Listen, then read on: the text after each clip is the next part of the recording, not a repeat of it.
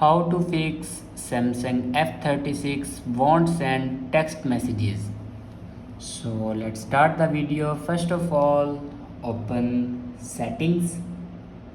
In settings, scroll down and here you can see the option apps. Now click on apps and then scroll down and click on messages app.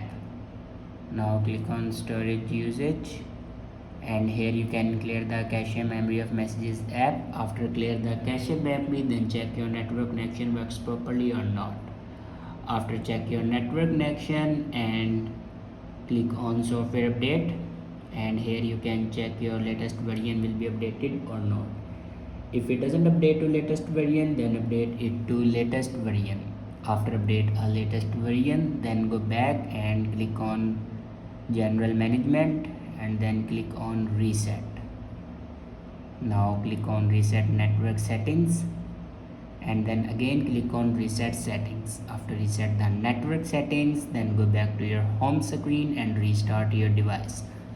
For restart your device, press and hold power button and click on restart. After restart your device, your problem will be fixed. I hope this video is helpful for you. Thanks for watching.